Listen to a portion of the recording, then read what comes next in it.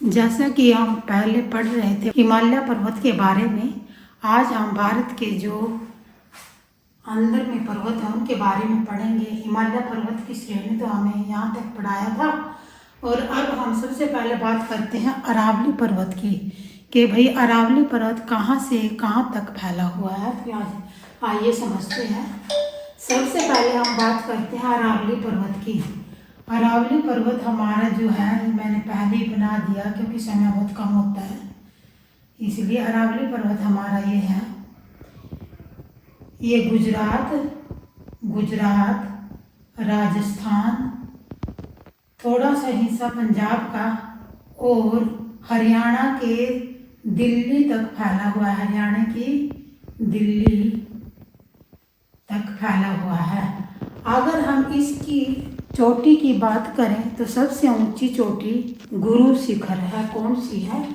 सबसे ऊंची चोटी है यहाँ गुरु शिखर है। हम अरावली पर्वत के बारे में बोल रहे हैं। जो ये अरावली पर्वत है, यह भारत की पुरानी वलित पर्वतमाला है। भारत की पुरानी वलित पर्वतमाला है। यह गुजरात राज्य के, मतलब कि ये गुजरात राज्य के पालमपुर से, यहाँ पालमपुर है गुजरात का, पालमपुर से दिल्ली तक फैली हुई है। यह अवसादी एवं रूपांतरित चट्टानों से बनी हुई है। ठीक है, आगे हम बताते हैं। ऊंचाई की अगर बात करें तो इसकी ऊंचाई 400 से 600 मीटर तक ऊंची पहाड़ियां हैं, और कुछ पहाड़ियां 1000 किलोमीटर तक की हैं। किस पर्वत की बात करें? अरावली पर्वत के बारे में बता रहे हैं हम। अब ये तो हो गया हमारा अरावली पर्वत। अब हम विंध्याचल पर्वत के बारे में बात करते हैं। विंध्याचल पर्वत एक खंडित पर्वत है जो कौन से पत्थर से बना हुआ है? चूना पत्थर से बना हुआ है। चूना पत्थर का तो नाम आप जानते ही होंगे, एकदम चिटा चिटा सा, वो ऐसे पत्थर से बना हुआ है। यह कहीं उत्तर की ओर बहने वाली नदियों का एक स्रोत है जो यमुना में मिलती हैं। मान लीजिए इधर से हमारी यमुना नदी आएगी तो कुछ नदियाँ इस तरह बहती हुई जाती हैं। कुछ नदियाँ जो आ करके यहाँ यमुना में विलीन हो जाती हैं। ठीक है। मध्य भारत में, जो ये हमारा मध्य भारत है, इनमें जल विभाजन का काम करती है। जैसे कि हम यहाँ तो लिख नहीं सकते क्योंकि मैंने यहाँ कुछ बनाया हुआ है, तो पर्वतों के बारे में थोड़ा नक्शे पे बताया हुआ है। तो मध्य भारत में जल विभाजन का कार्य करती है। जल कैसे विभाजन होगा?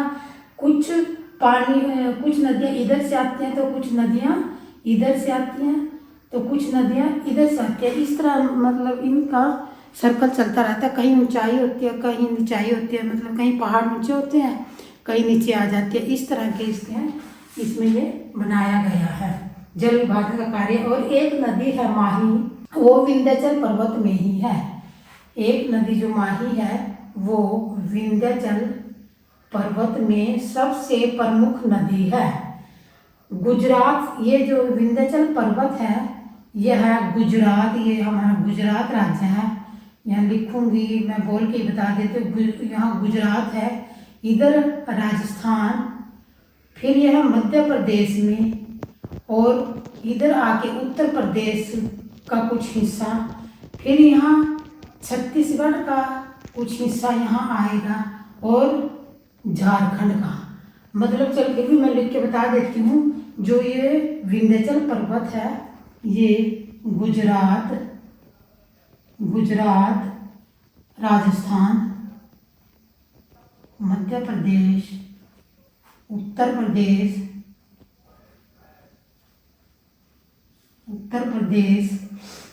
छत्तीसगढ़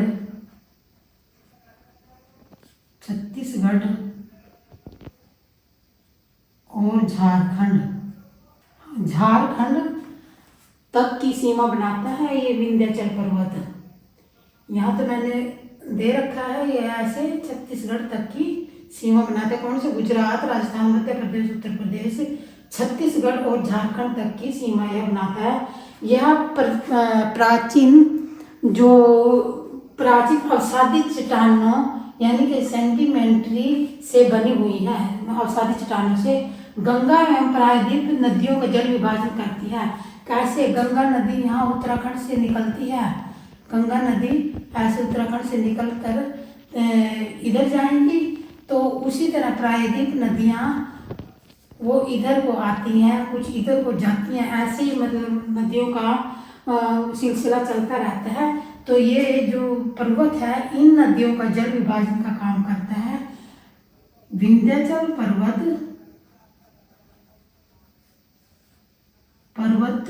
गंगा नदी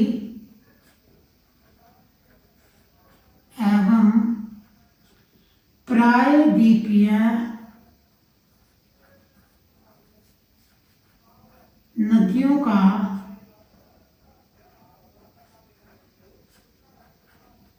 जल विभाजन करती हैं।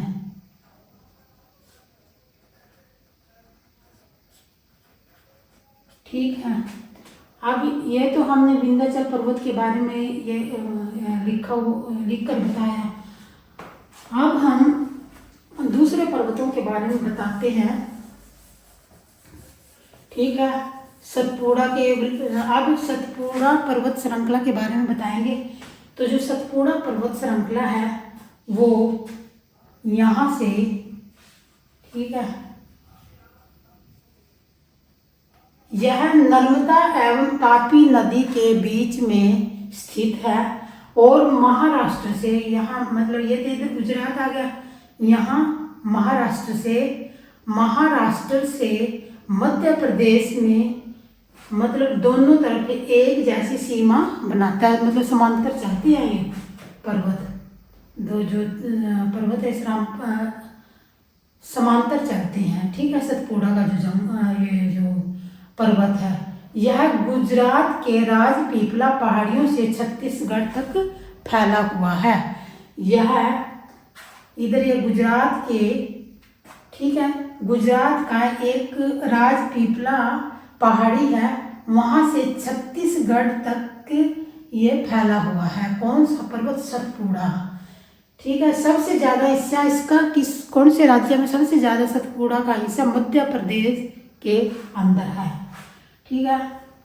इसमें सबसे बड़ा द्रार घाटी वाला एक ब्लॉक पर्वत है, सबसे बड़ा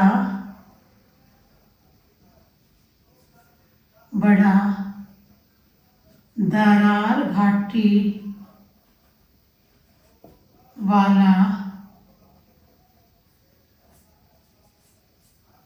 वाला एक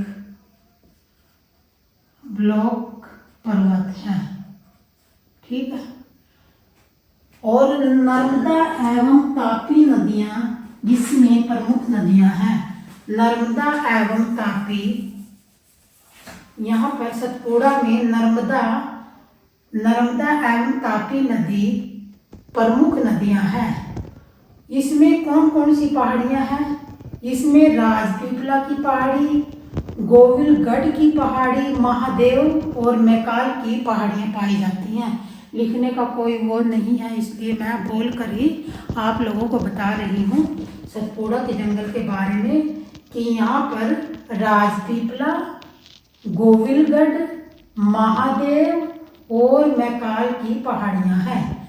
मैकाल पहाड़ियाँ सोन एवं नर्मदा नदी का उद्गम स्थल है। जो हमारी जो नर्मदा नदी निकलेगी उस नदी का और सोन नदी का संगम स्थल यही है, मतलब उद्गम स्थल, जो उद्गम संगम बोल दिया था, उद्गम स्थल यहीं से है। अमरकंटक की पहाड़ियाँ, अमरकंटक जो है वो सतपुड़ा की सबसे ऊंची चोटी है, जिसकी ऊंचाई 1127 मीटर है। सबसे ऊंची चोटी धूपगढ़ भी है। ये तो अमरकंटक की बताई मैंने, फिर धूपगढ़ इसकी सबसे ऊंची चोटी है। धूपगढ़ इसकी सबसे ऊंची चोटी है। सबसे ऊंची चोटी धूपगढ़ 1350 मीटर पंचमढ़ी महादेव की पहाड़ियों के पास स्थित है। और अमरकंटक की बात करें तो 1127 मीटर सबसे ऊंची चोटी है। ठीक है, तो क्या बताया मैंने, जो ये अमरकंटक जो है वो सबसे ऊंची चोटी है, वो 1127 मीटर है। धूपगढ़ इसकी सबसे ऊंची चोटी है, जिसकी ऊंचाई 1337 मीटर है, जो महादेव पहाड़ियों में है। अब हम यहाँ पर हमारे गुजरात में ही गिर की पहाड़ियाँ हैं। इधर गुजरात में गिर की पहाड़ियाँ हैं। ठीक है, और यहाँ पर सबसे ऊंची चोटी एक अन्नामलाई है, जो दक्षिण भारत की सबसे ऊंची चोटी है अन्नामलाई, जिसकी ऊंचाई कितनी है, 2695 है। अन्नामलाई की ऊंचाई जो चोटी की है वो 2695 किलोमीटर है। यहाँ पर एक पहाड़ और है। इस तरह ये पहाड़ बने हुए हैं। पूरा भारत है ना, सिर्फ उत्तर प्रदेश, हरियाणा, पंजाब, इन्हीं में थोड़ी सी फसल ज़्यादा होती है, बाकी तो पहाड़ दिखाई देते हैं। बहुत कम फसलें होती हैं इन राज्यों में, मतलब पहाड़ भी इतने ही हैं और मैदान भी इतने ही हैं। तो यहाँ पर दक्षिण भारत में पैलानी नाम का पहाड़ है। इधर मंचमलाई का पहाड़ है, ये सेप्राम का पहाड़ है, ये जावेदी पहाड़ है, ये अन्नामलाई पहाड़ है, ये रंपा पहाड़ियाँ हैं, ये महेंद्रगिरी पर्वत है, ये महेंद्रगिरी पर्वत, ये मलायागिरी पर्वत है, ये राजमहल पर्वत है। पारस इसकी राजमहल पर्वत की पारस सबसे बड़ी चोटी है। पारस सबसे बड़ी चोटी है। देखो मैंने ना ये बताने का प्रयास किया कि पहले में हमने हमारे सिर्फ हिमालय पर्वत के बारे में बताया था कि हिमालय पर्वत कहाँ तक फैला हुआ है। कहने का भाव था, यहाँ भी एक बार और मैं रिपीट कर देती हूँ, हिमालय पर्वत इस तरह से पूरे पहाड़ का आज मैं यहाँ पर दोबारा बताने से बता देती हूँ। जो हिमालय पर्वत है वो हमारा इस तरह है, और ये इस तरह भी यहाँ तक, मतलब कि ये जो अंडमान निकोबार है ये भी इसी का कुछ भाग है। यहाँ से पहाड़ियाँ जो हैं और अंडमान निकोबार तक आती हैं। अंडमान निकोबार है ना, ये हिमालय पर्वत का ही अवशेष है भूगोलवेताओं के अनुसार। ठीक है, और इसी तरह मैंने थोड़ा सा समझाने का प्रयास किया है। अगर आप लोगों को मेरी वीडियो अच्छी लगती है तो अच्छे कमेंट करना, कमेंट जरूर किया करो, ताकि मुझे मोटिवेशन मिल सके और मैं अच्छे से वीडियो बना सकूं, क्योंकि आप लोगों का प्यार ही है जो मुझे अच्छी वीडियो बनाने के लिए प्रेरित करेगा। धन्यवाद। जय हिंद, जय भारत।